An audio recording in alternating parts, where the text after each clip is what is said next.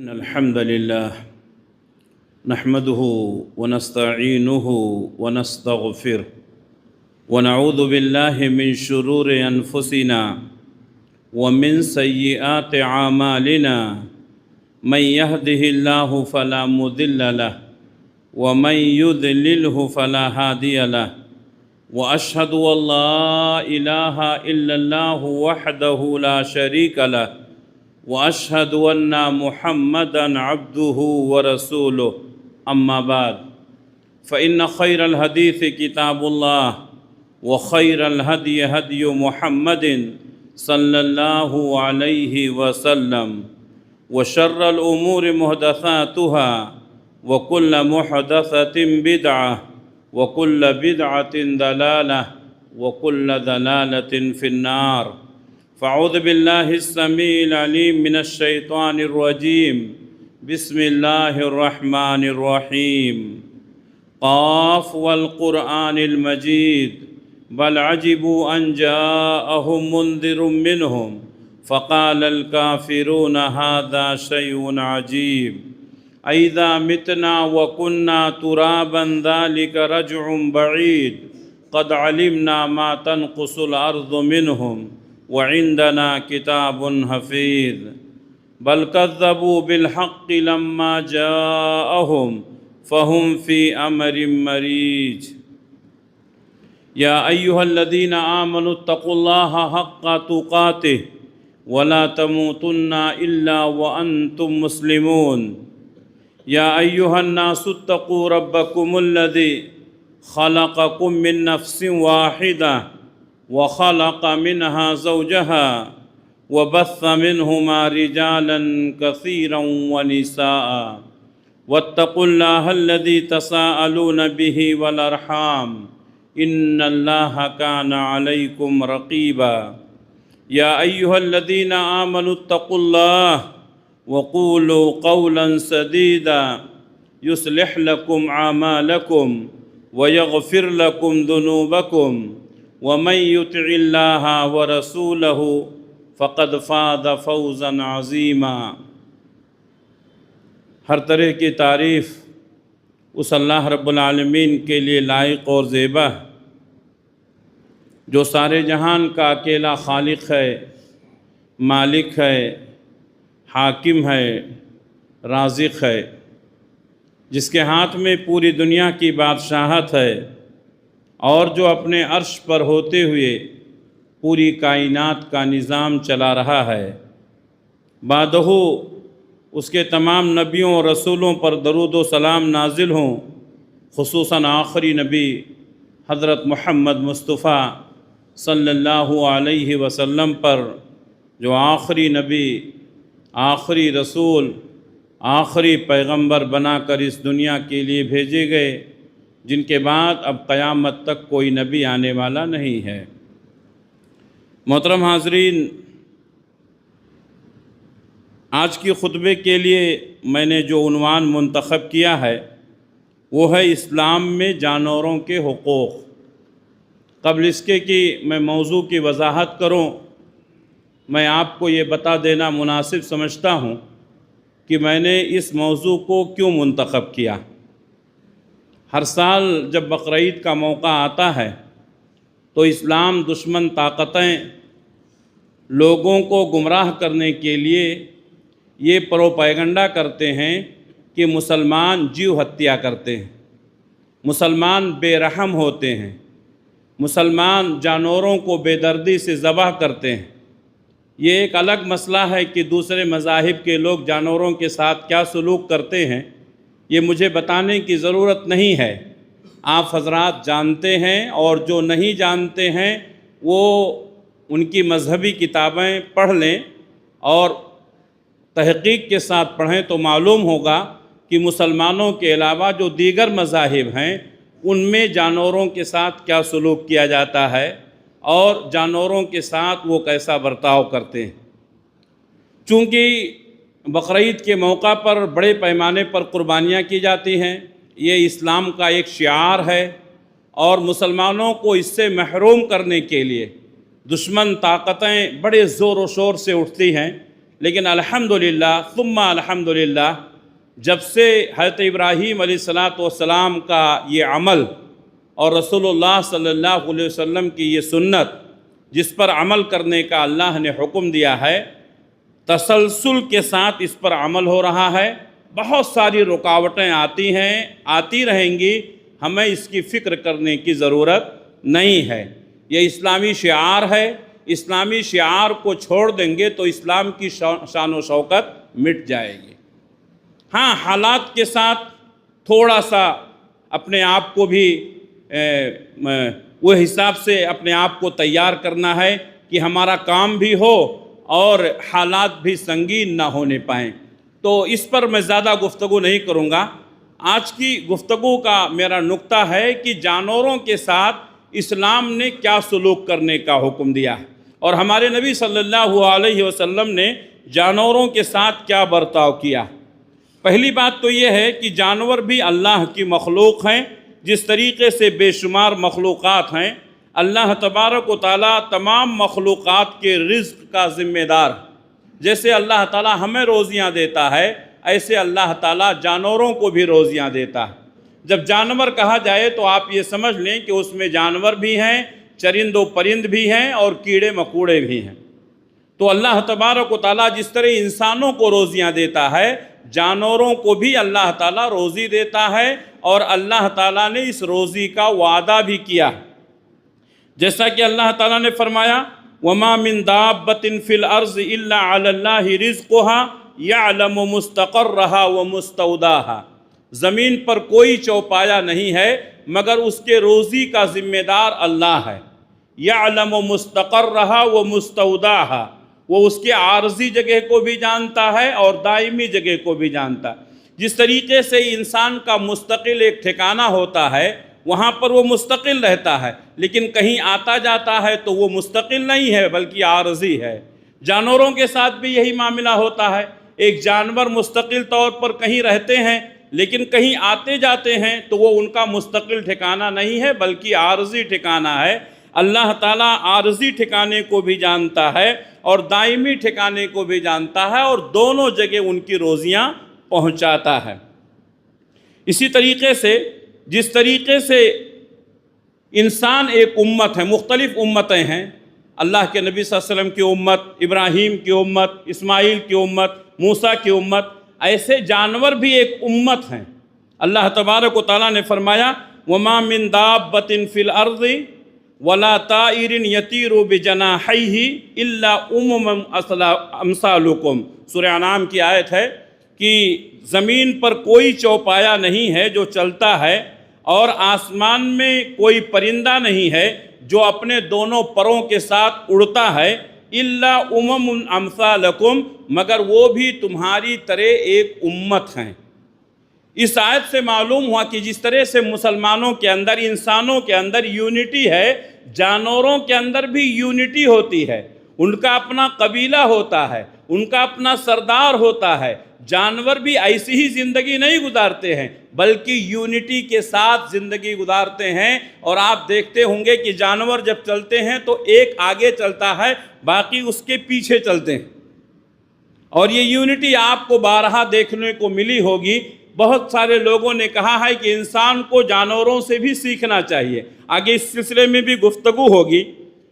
جانوروں کے حقوق کے تعلق سے آپ کو معلوم ہونا چاہیے کہ اسلام میں جانوروں کی کتنی اہمیت ہے۔ اللہ تعالیٰ نے قرآن مجید میں کئی صورتیں ایسی اتاری ہیں جو جانوروں کے نام پر ہیں۔ قرآن مجید کی دوسری صورت جو سب سے بڑی صورت ہے، سورۃ البقرہ، یہ ایک جانور کے نام پر ہے۔ بقرۃن کے معنی گائے۔ اللہ تبارک و تعالیٰ نے اس صورت کو ایک جانور کے نام پر رکھا، گائے کے نام پر رکھا، اور اس صورت کے اندر گائے کا ایک واقعہ بیان کیا ہے۔ اسی طریقے سے سورت نمبر 16 جس کو اللہ تبارک و تعالیٰ نے سورۃ النحل کا نام دیا ہے۔ نحل کے معنی ہوتے ہیں شہد کی مکھی۔ شہد کی مکھی بھی ایک جانور ہے۔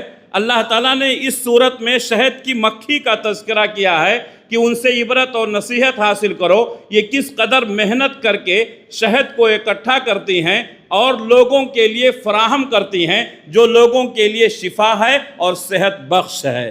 تو اللہ تعالیٰ نے اس طرح جانور کی مثال بیان کی اور جانور کے نام پر ایک سورت رکھا۔ اسی طریقے سے ایک سورت ہے سورۃ النمل، جو قرآن مجید کی 27ویں نمبر کی سورت ہے۔ نمل کے معنی ہوتے ہیں چونٹی۔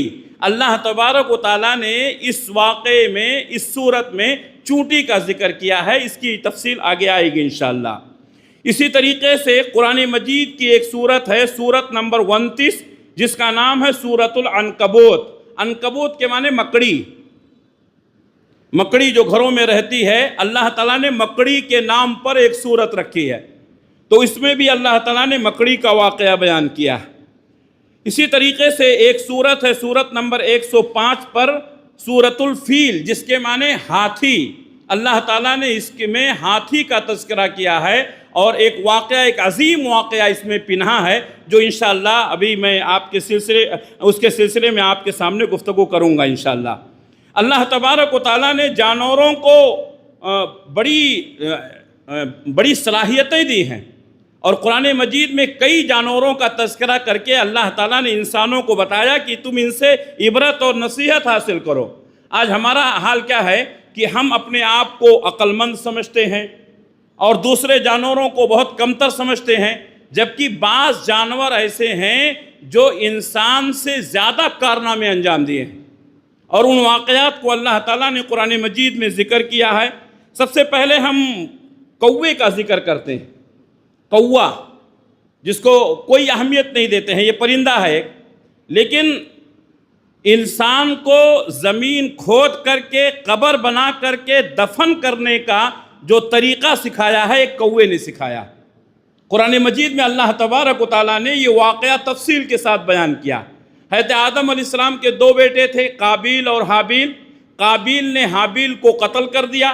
کیوں؟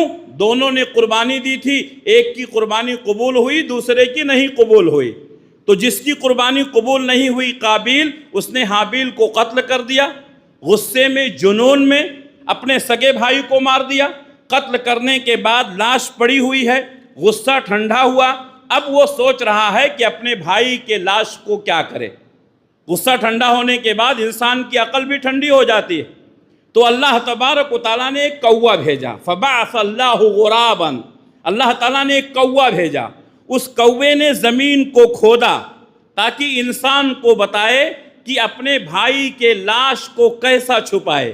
میرے بھائیو، آج جو ہم قبر کھود رہے ہیں، اپنے بھائی کو دفن کر رہے ہیں، یہ نصیحت ہم کو کہاں سے ملی ہے؟ ایک کوے سے ملی ہے، اور اللہ تبارک و تعالیٰ نے یہ واقعہ قرآن مجید میں تفصیل سے بیان کیا ہے۔ اسی طریقے سے اللہ تبارک و تعالیٰ نے سورۃ النمل میں چونٹیوں کا تذکرہ کر کے ایک چونٹی کا واقعہ بیان کیا۔ حضرت سلیمان علیہ السلام اپنے لشکر کے ساتھ جا رہے تھے، اس میں انسان بھی تھے اور بہت سارے جانور، چرند پرند بھی تھے۔ تو حضرت سلیمان علیہ السلام جب ایک وادی میں پہنچے تو وہاں چونٹیوں کا بسیرا تھا۔ تو چونٹیوں کا جو سردار تھا، اس سردار نے اعلان کیا کہ اے چونٹیوں، تم اپنی اپنی سوراخوں میں گھس جاؤ، کہیں ایسا نہ ہو کہ سلیمان علیہ السلام اور ان کے قبیلے، ان کے لشکر کے لوگ لاشعوری میں تم کو روند ڈالیں اور تم اپنی جان سے ہاتھ دھو بیٹھو۔ اس واقعے سے معلوم ہوا، اس آیت سے معلوم ہوا کہ جانور بھی اپنی سرداری کا، اپنے عہدے کا خیال کرتے ہیں۔ ایک جانور کا جو سردار ہوتا ہے، اس کی ذمہ داری ہے کہ اپنے رعایا، اپنے ماتحتین کی حفاظت کرے۔ اسی لیے چونٹیوں کے سردار نے یہ اعلان کیا کہ اے چونٹیوں، تم اپنے بلوں میں، سوراخوں میں گھس جاؤ، کہیں ایسا نہ ہو کہ سلیمان علیہ السلام اور ان کے لشکر کے لوگ لاشعوری میں تم کو روند ڈالیں۔ آج چونٹیوں کو اتنا بات کا احساس ہے، لیکن ہمارے لوگوں کو، انسانوں کے جو بڑے ہیں، انسانوں کے جو سردار ہیں، وہ انسانوں کا خون چوستے ہیں، انسانوں کو قتل کرواتے ہیں، انسانوں کے ساتھ بدسلوکی کرتے ہیں، انسانوں کو بانٹتے ہیں، انسانوں کو لڑاتے ہیں۔ میرے بھائیوں، ایک معمولی چونٹی، اس کو بھی اس بات کا احساس ہے کہ میں سردار ہوں تو میری ذمہ داری ہے کہ میں اپنی رعایا کی، اپنے ماتحتین کے جان کی حفاظت کروں۔ یہ اللہ تبارک و تعالیٰ نے سورۃ النمل میں قرآن مجید کے اندر بیان کیا ہے۔ اسی طریقے سے اللہ تبارک و تعالیٰ نے سورۃ النمل میں ایک اور واقعہ بیان کیا ہے۔ ایک پرندہ جس کو ہدہد کہتے ہیں، یہ پوری قوم کی ہدایت کا ذریعہ بن گیا۔ حضرت سلیمان علیہ السلام نے تمام جانوروں کا، انسانوں کا جب حاضری لیا تو دیکھا کہ ہدہد غائب ہے، تو سلیمان علیہ السلام نے کہا کہ کیا ہو گیا ہے، ہدہد دکھائی نہیں دے رہا ہے، جب وہ آئے گا اگر کوئی اچھا پیغام لے کر آیا، کوئی عذر پیش کیا تو ٹھیک ہے، ورنہ اس کو میں سخت سزا دوں گا۔ تو ہدہد پرندے نے حضرت سلیمان علیہ السلام سے کہا، میں آپ کے پاس ایک ایسی خبر لے کر کے آیا ہوں جس کے بارے میں آپ کو معلوم نہیں ہے۔ میں ایک ایسے ملک سے آ رہا ہوں جہاں پر دو قسم کی برائیاں ہیں، ایک تو یہ ہے کہ ان کے اوپر ایک عورت حکومت کر رہی ہے، اور دوسری برائی یہ ہے کہ وہ لوگ اللہ کو چھوڑ کر سورج کی پوجا کرتے ہیں۔ معلوم یہ ہوا کہ ایک پرندے کو بھی معلوم تھا کہ سرداری کرنا، حکومت کرنا یہ مردوں کا کام ہے، عورتوں کا کام نہیں ہے۔ ایک پرندے کو بھی معلوم تھا کہ اللہ کے علاوہ کسی دوسرے کی عبادت کرنا شرک ہے، اس لیے ہدہد پرندے نے حضرت سلیمان علیہ السلام تک پیغام پہنچایا۔ سلیمان علیہ السلام نے ملکہ سبا کے پاس خط بھیجا اور کہا کہ تم عزت کے ساتھ ہمارے پاس واپس آ جاؤ اور اسلام قبول کر لو۔ چنانچہ پورا واقعہ سورۃ النمل کے اندر اللہ نے بیان کیا ہے، میں اس واقعے کی تفصیل میں نہیں جانا چاہتا ہوں، بتانا مقصد یہ ہے کہ ایک پرندہ، ہدہد پرندہ پوری قوم کی ہدایت کا ذریعہ بن گیا، پوری قوم کی ہدایت کا سبب بن گیا۔ ایک پرندہ سبب بن گیا۔ اللہ نے ہم کو عقل دی ہے، اللہ نے ہم کو دماغ دیا ہے، ہم نے کتنے لوگوں کو ہدایت پر لانے کی کوشش کی۔ ایک پرندہ جب دیکھا کہ پوری قوم شرک میں ڈوبی ہوئی ہے، عورت حکومت کر رہی ہے، تو ایک پرندے کو احساس ہوا کچھ کرنا چاہیے، اگر میں نہیں کر سکتا ہوں تو ایسے شخص کے پاس پیغام پہنچاؤں جو کرنے کی طاقت رکھتا ہے۔ میرے بھائیوں، یہ واقعہ اللہ تعالیٰ نے قرآن مجید کے اندر بیان کیا ہے سورۃ النمل کے اندر۔ اسی طریقے سے اللہ تبارک و تعالیٰ نے ابابیل کا تذکرہ کیا ہے، جس کو ہم اصحاب الفیل کے نام سے یاد کرتے ہیں۔ الم تری کیف فعل ربک باصحاب الفیل۔ تم کو معلوم نہیں ہے کہ اللہ تبارک و تعالیٰ نے ہاتھی والوں کے ساتھ کیا سلوک کیا۔ پوری تفصیل نہیں بتاؤں گا، اشارہ کرتا ہوں۔ ابرہہ نامی ایک بادشاہ نے کعبۃ اللہ کو ڈھانے کے لیے، کعبۃ اللہ کو منہدم کرنے کے لیے ہاتھیوں کا ایک لشکر، ایک بڑا لشکر جرار لے کر کے پہنچا تاکہ کعبۃ اللہ کو ڈھا دے۔ جب وہ عرفات کے میدان سے آگے آ کر کے عرفات اور مزدلفہ کے بیچ میں پہنچا تو اللہ تبارک و تعالیٰ نے اس کے اوپر عذاب بھیج دیا۔ وہ عذاب کیا تھا؟ چھوٹے چھوٹے پرندے تھے، ان کے ساتھ میں 3 کنکریاں تھیں، ایک چونچ میں اور 2 پیروں میں، معمولی کنکریاں۔ حدیث میں اس کے الفاظ ملتے ہیں وہ مٹر کے دانے کے برابر تھی۔ مٹر کا دانہ کتنا مختصر ہوتا ہے۔ ایک چڑیا 3 کنکریوں کو لے کر کے آئی، اللہ تعالیٰ نے ان پرندوں کے جھنڈ کو بھیج دیا، اور ان پرندوں نے جن کو ابابیل کہتے ہیں، ان پرندوں نے ابرہہ کے لشکر کو تباہ و برباد کر دیا۔ پورا لشکر، جہاں وہ کنکری گرتی تھی وہ جگہ سڑ جاتی تھی، کٹ جاتا تھا۔ اس چھوٹی کنکری نے ایٹم بم سے زیادہ کام کیا۔ اللہ تبارک و تعالیٰ کسی کا محتاج نہیں ہے۔ اللہ تعالیٰ چاہے تو ہواؤں سے کسی کو ہلاک کر دے، اللہ تعالیٰ چاہے تو پانی سے کسی کو ہلاک کر دے، اللہ تعالیٰ چاہے تو چھوٹے چھوٹے پرندوں کو بھیج کر کے بڑے بڑے لشکروں کو تباہ و برباد کر دے، اللہ تعالیٰ چاہے تو چھوٹی چھوٹے لشکر سے بڑے بڑے لشکروں کو تباہ کر دے۔ کم من فیۃ قلیلۃ غلبت فیۃ کثیرۃ باذن اللہ۔ کتنی چھوٹی چھوٹی جماعتیں ہیں جو بڑی بڑی جماعتوں پر غالب آ جاتی ہیں جب اللہ کی مدد ہوتی ہے۔ تو میرے بھائیوں، اللہ تبارک و تعالیٰ نے یہ واقعات قرآن مجید میں بیان کیے ہیں جس سے ہم کو عبرت اور نصیحت حاصل کرنی ہے۔ مچھلی کے پیٹ میں اگر کوئی چلا گیا تو وہ بچتا نہیں ہے، لیکن ایک مچھلی نے حضرت یونس علیہ السلام کو نگل لیا۔ حضرت یونس علیہ السلام مچھلی کے پیٹ میں گئے، لیکن تاریخ گواہ ہے کہ حضرت یونس علیہ السلام کے جسم پر خراش بھی نہیں آیا۔ حضرت یونس علیہ السلام کو کسی طرح کی کوئی تکلیف نہیں پہنچی۔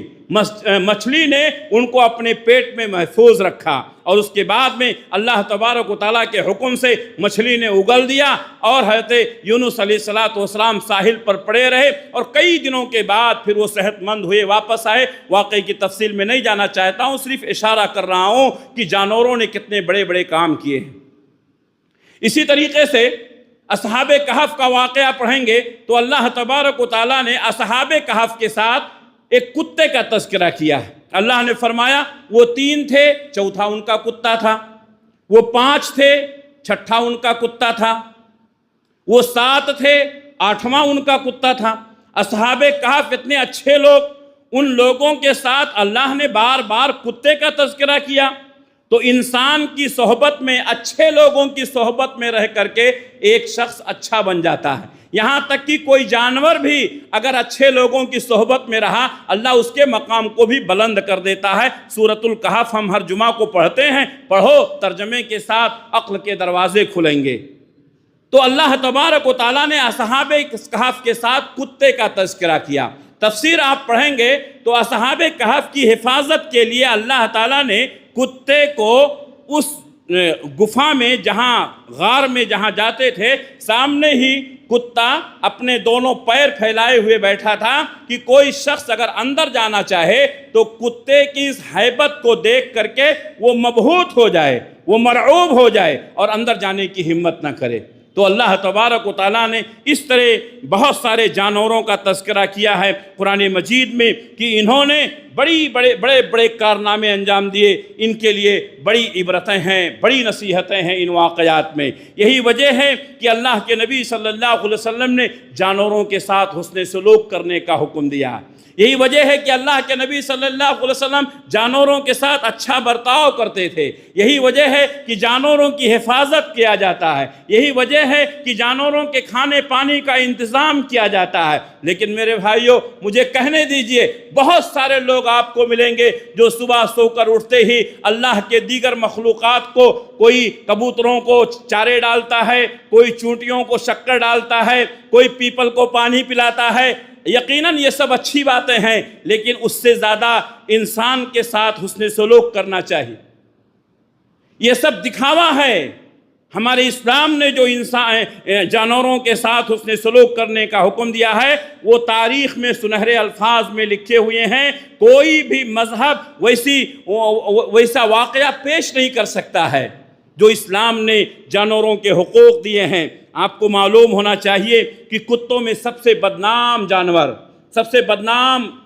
جانور جو ہے وہ کیا ہے؟ کتا ہے۔ جانوروں میں سب سے بدنام جانور کتا۔ کسی کی مثال دیتے ہیں، کہتے ہیں کیا رے کتا ہو گیا، کتے کی موت مارا گیا، کتا۔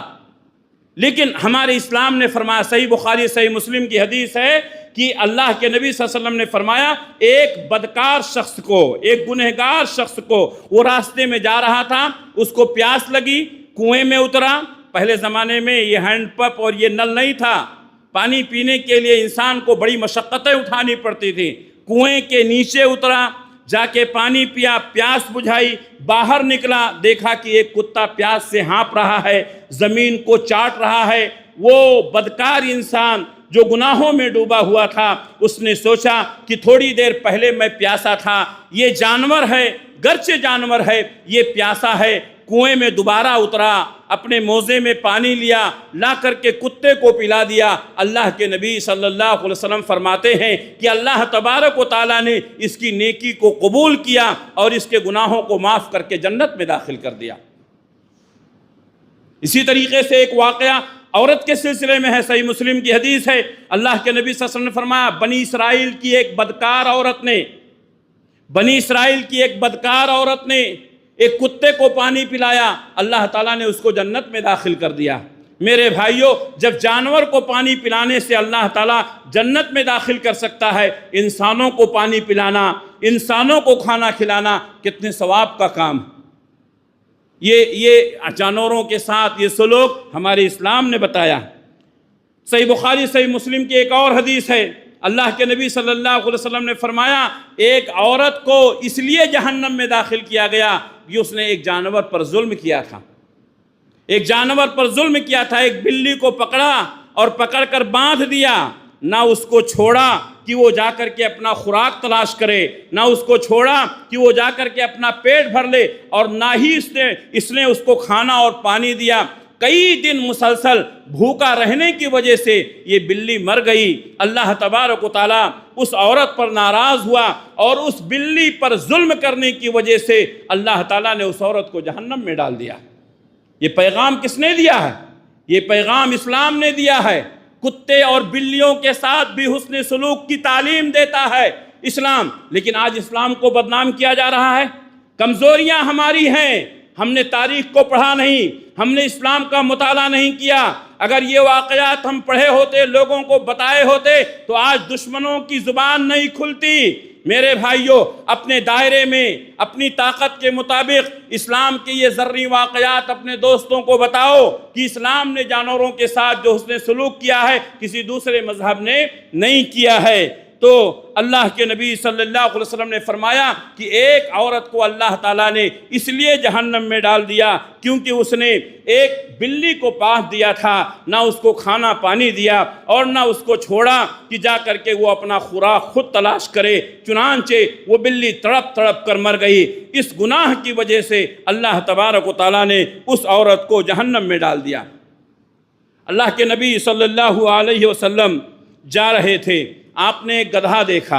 گدھا ایک بدنام جانور ہے، جب کسی کو برا کہنا ہوتا ہے تو کہتے ہیں کیا گدھا ہے، کیا عقل نہیں ہے کیا؟ ایک بدنام جانور ہے۔ اللہ کے نبی صلی اللہ علیہ وسلم نے دیکھا کہ ایک گدھے کے چہرے کو کسی نے داغ دیا ہے، ایک گدھے کے چہرے کو کسی نے داغ دیا ہے۔ اللہ کے نبی صلی اللہ علیہ وسلم نے فرمایا، لوگو کیا میں نے تم کو بار بار یہ بات نہیں بتائی ہے کہ جانوروں کو تکلیف نہ پہنچاؤ، ان کے چہرے پر نہ مارو، ان کے چہرے کو نہ داغو؟ چنانچہ اللہ کے نبی صلی اللہ علیہ وسلم نے فرمایا، لعنت ہے اس شخص پر جو جانور کے چہرے پر مارے اور جانوروں کے چہرے کو داغ لگائے۔ میرے بھائیوں، بات آ گئی ہے تو کہنے دیجئے، کتنے لوگ ایسے ہیں جو استاد کے نام پر، ٹیچر کے نام پر اپنے بچوں کو مارتے ہیں، منہ پر مارتے ہیں، شاگردوں کو مارتے ہیں۔ بعض خواتین بچوں سے ناراض ہوتی ہیں، ان کے چہرے پر مارتی ہیں۔ اللہ کی قسم، نبی صلی اللہ علیہ وسلم نے اس شخص کے اوپر لعنت فرمائی ہے جو کسی جانور کے چہرے پر مارے۔ کسی انسان کے چہرے پر مارنا، کسی انسان کے چہرے کو خراب کرنا، کسی انسان کے چہرے پر تماچا مارنا کتنا برا کام ہے، آپ سوچ سکتے ہیں۔ بہت ساری خواتین ناراض ہوتی ہیں، اپنے سگے بچے کو، اپنے لختے جگر کو ان کے چہرے پر مار دیتی ہیں۔ بعض استاد اپنے شاگردوں کو مار دیتے ہیں، بعض مالک اپنے نوکروں کو مار دیتے ہیں۔ اللہ کے نبی صلی اللہ علیہ وسلم کے ایک صحابی تھے، اپنے نوکر کو مار رہے تھے۔ اللہ کے نبی صلی اللہ علیہ وسلم نے پیچھے سے آواز دی، اللہ سے ڈرو، اللہ سے ڈرو، انسانوں پر ظلم نہ کرو۔ صحابی کہتے ہیں، میں نے پیچھے مڑ کر دیکھا تو امام کائنات محمد رسول اللہ صلی اللہ علیہ وسلم تھے، کہہ رہے تھے کہ انسانوں پر ظلم نہ کرو۔ جس طریقے سے آج یہ تمہارا غلام ہے، تم سب اللہ کے غلام ہو، اللہ تمہارے گناہوں کو معاف کر دیتا ہے، تم بھی لوگوں کی غلطیوں کو معاف کر دیا کرو۔ صحابی رسول کہتے ہیں، نبی کی زبان سے یہ جملہ سنا، میرا دل پسیج گیا، میں نے اس غلام کو فوراً آزاد کر دیا۔ میرے بھائیوں، یہ ہے اسلامی تعلیمات۔ آپ صلی اللہ علیہ وسلم نے فرمایا، بعض بچے دیہاتوں میں، شہروں میں بھی ہو سکتا ہے، کسی جانور کو، مرغی کے بچے کو یا کسی پرندے کو باندھ کر کے نشانہ لیتے ہیں، چھوٹی بندوق سے یا غلیل سے نشانہ لگاتے ہیں۔ یہ نبی کے زمانے میں بھی تھا۔ اللہ کے نبی صلی اللہ علیہ وسلم نے کسی جانور کو باندھ کر کے نشانہ لینے کے لیے، کھیلنے کے لیے منع کیا ہے۔ اپنی نشانہ بازی جانوروں کے ساتھ ہرگز نہ کریں۔ اللہ کے نبی صلی اللہ علیہ وسلم نے فرمایا، کسی جانور پر بلا ضرورت سواری نہ کریں۔ بہت سارے جانور ہیں جو سواری کے لیے ہیں، لیکن ضرورت پڑتی ہے سواری کر سکتے ہیں، بلا ضرورت جانور پر سواری نہ کریں، اور سواری کرنے کی ضرورت پڑے تو اس کی طاقت سے زیادہ نہ کریں۔ بعض لوگ جانوروں پر ضرورت سے زیادہ بوجھ ڈال دیتے ہیں، ضرورت سے زیادہ لوگ اس پر سوار ہو جاتے ہیں۔ یہ جانور کے ساتھ ظلم ہے۔ جانور گرچہ بول نہیں سکتا ہے، لیکن کل قیامت کے دن اللہ تبارک و تعالیٰ کے یہاں ہماری شکایت کرے گا کہ اے اللہ تو نے فلاں آدمی کے ماتحت مجھے کر دیا تھا، انہوں نے میرے اوپر ظلم کیا، میری طاقت سے زیادہ بوجھ ڈالا۔ پیارے نبی صلی اللہ علیہ وسلم ایک بار جا رہے تھے، دیکھا کہ ایک اونٹ سے آنسو بہ رہا ہے، ایک اونٹ رو رہا ہے۔ اللہ کے نبی صلی اللہ علیہ وسلم اس کے پاس گئے، اونٹ نے اللہ کے نبی صلی اللہ علیہ وسلم کے کندھے پر اپنا چہرہ رکھا اور آپ کے کان میں کچھ کہا۔ اللہ کے نبی صلی اللہ علیہ وسلم نے فرمایا کون ہے اس اونٹ کا مالک؟ ایک انصاری صحابی دوڑتے ہوئے آئے، کہا اللہ کے رسول یہ میرا اونٹ ہے۔ اللہ کے نبی نے فرمایا یہ جانور رو رہا ہے، یہ جانور رو رہا ہے اور اس نے مجھ سے شکایت کی ہے کہ تم اس کو پیٹ بھر کھانا نہیں دیتے ہو اور اس کی طاقت سے زیادہ کام لیتے ہو۔ اللہ اکبر۔ میرے بھائیوں، ہمارے نبی نے ایک اونٹ کے فرمائش کو سنا، اس کے مالک کو ڈانٹا، نصیحت فرمائی کہ اس کی طاقت سے زیادہ کام مت لو اور اس کو پیٹ بھر کے کھانا دو۔ میرے بھائیوں، یہ ہے اسلام نے جانوروں کے ساتھ جو سلوک کیا ہے۔ اللہ کے نبی صلی اللہ علیہ وسلم سے پوچھا گیا کہ اے اللہ کے رسول، ہم گھر میں بیٹھے رہتے ہیں، ہمارا پانی رہتا ہے، وضو کے لیے رکھتے ہیں، اچانک بلی آتی ہے، پانی پی لیتی ہے، اب وہ پانی ہم کیا کریں؟ اللہ کے نبی صلی اللہ علیہ وسلم نے فرمایا بلی تو تمہارے ساتھ رہنے والی ہے، اس پانی سے وضو بنا لو، اس پانی سے وضو بنا لو۔ میرے بھائیوں، بلی کو یہ مقام کس نے دیا؟ ہمارے اسلام نے دیا، ہمارے اسلام نے دیا۔ اللہ کے نبی صلی اللہ علیہ وسلم نے فرمایا کچھ جانور ہیں جو ذبح کیے جاتے ہیں، ان کا گوشت کھایا جاتا ہے، اس میں کیا حکمت اور مصلحت ہے اگر میں بتاؤں تو وقت ناکافی ہوگا اور میرا موضوع رہ جائے گا۔ میرے بھائیوں، جانوروں کو ذبح کرتے وقت بھی اللہ کے نبی صلی اللہ علیہ وسلم نے فرمایا کہ ان کے ساتھ احسان کیا جائے، ان کے ساتھ احسان کیا جائے۔ احسان یہ ہے کہ جانور کے سامنے چھری تیز نہ کی جائے۔ کیوں؟ جانور کو تکلیف ہوتی ہے۔ یہ کس نے تعلیم دی؟ ہمارے نبی نے تعلیم دی، ہمارے مذہب کی تعلیم ہے۔ اللہ کے نبی صلی اللہ علیہ وسلم نے فرمایا چھری تیز رکھو تاکہ ذبح کرنے میں جانور کو تکلیف نہ ہو۔ میرے بھائیوں، ہم جانور کو ذبح کرتے ہیں، آپ طبی اعتبار سے دیکھیں گے تو ذبح کرنے کے بعد شہ رگ کٹنے کے بعد اس کی بیماریاں اس کے خون سے نکل جاتی ہیں، اس کے خون کے ساتھ نکل جاتی ہیں، وہ گوشت صحت مند ہوتا ہے، جبکہ دوسرے لوگ جانور کو ذبح نہیں کرتے ہیں، جو جانوروں کے حقوق کا دم بھرتے ہیں، وہ جانوروں کو تڑپا تڑپا کر مارتے ہیں، جھٹکا دے کر مارتے ہیں، جس کی وجہ سے ان کا خون ان کے گوشت میں رہ جاتا ہے اور وہ صحت کے لیے مضر ہے۔ میرے بھائیوں، اسلام نے جو طریقہ سکھایا، ذبح کرنے کے وقت بھی جانور پر احسان کرنا ہے، چھری تیز ہونی چاہیے، چھری کو جانور کے سامنے تیز نہیں کرنا ہے، ایک جانور کو دوسرے جانور کے سامنے ذبح نہیں کرنا ہے۔ یہ اللہ کے نبی صلی اللہ علیہ وسلم کا حکم ہے۔ آپ صلی اللہ علیہ وسلم نے فرمایا، صحیح مسلم کی حدیث ہے کہ ایک نبی تھے کہیں جا رہے تھے، ان کو ایک چونٹی نے کاٹ لیا، ایک نبی کو ایک چونٹی نے کاٹ لیا، صحیح مسلم کی حدیث ہے۔ نبی غصہ ہوئے، چونٹی کے کاٹنے سے ان کو غصہ آیا اور نبی نے حکم دیا اپنے ساتھیوں کو کہ یہ چونٹیوں کا جو گھر ہے پورا جلا دو، پورا جلا دو۔ چنانچہ نبی کے ساتھیوں نے چونٹیوں کا گھر جلا دیا۔ فوراً اللہ تعالیٰ نے آسمان سے پیغام بھیجا، نبی کو پیغام بھیجا، نبی کو وہی بھیجی، کہا ایک چونٹی نے آپ کو کاٹا تھا، آپ نے ساری چونٹیوں کو کیوں جلا دیا؟ آپ نے چونٹیوں کے گھر کو کیوں جلا دیا؟ آپ نے پوری قوم کو کیوں تباہ و برباد کر دیا؟ ساری چونٹیوں نے تو آپ کو تکلیف نہیں دیا تھا، ایک ایسی قوم جو اللہ کی تسبیح بیان کر رہی تھی، آپ نے ان کو ختم کر دیا، آپ نے ان کو مار دیا۔ میرے بھائیوں، ہمارا اسلام ہم کو یہ تعلیم دیتا ہے کہ چونٹیوں کو بھی ماریں تو کب ماریں گے؟ جب وہ آپ کو تکلیف پہنچائے۔ کوئی جانور جو آپ کو تکلیف نہیں پہنچاتا ہے وہ جانور کو آپ مار نہیں سکتے ہیں۔ نبی کو اللہ نے ٹوکا، صحیح مسلم کی حدیث ہے، اللہ کے نبی صلی اللہ علیہ وسلم فرماتے ہیں اللہ تعالیٰ نے آسمان سے وحی بھیجی، پیغام بھیجا، ایک چونٹی نے آپ کو کاٹا تھا، ساری چونٹیوں کو آپ نے مار دیا، ان کے گھروں کو جلا دیا، ساری چونٹیوں نے آپ کا کیا بگاڑا تھا؟ وہ اللہ کی تسبیح بیان کر رہی تھی، وہ اللہ کا شکر ادا کر رہی تھی۔ اس حدیث سے یہ بھی معلوم ہوا کہ انسان کے علاوہ دیگر جانور بھی، چرند و پرند بھی، کیڑے اور مکوڑے بھی اللہ کی تسبیحات بیان کرتے ہیں۔ اللہ نے فرمایا گرچہ تم اس کی تسبیح کو نہیں سمجھ سکتے ہو۔ میرے بھائیوں، یہ جانور اللہ کی مخلوق ہیں، ان کے ساتھ رحم و کرم کا معاملہ کیا جائے، ان کے اوپر ظلم نہ کیا جائے۔ اگر یہ بیمار ہو جائیں تو ان کا دوا اور علاج کرایا جائے۔ اگر ان کو کوئی تکلیف ہو تو ہمیں اپنی تکلیف محسوس کرنی چاہیے۔ پہلے لوگ جانوروں کو پالتے تھے، اپنے بچوں کی طرح پالتے تھے، لیکن اب یہ سسٹم ختم ہو گیا ہے۔ شہروں میں چونکہ وہ جگہ نہیں ہوتی ہے کہ ہم اپنے جانوروں کو پال سکیں، بلکہ جانور پالنا یہ برکت کی علامت ہے۔ خصوصاً بکری کے تعلق سے اللہ کے نبی صلی اللہ علیہ وسلم نے فرمایا کہ جتنے بھی نبی پیدا ہوئے سارے نبیوں نے بکریاں چرائی ہیں، اس میں اللہ تعالیٰ نے بڑی برکت رکھی ہے۔ اگر کوئی شخص پریشان ہو تو اس کو چاہیے کہ وہ بکریوں کو خریدے،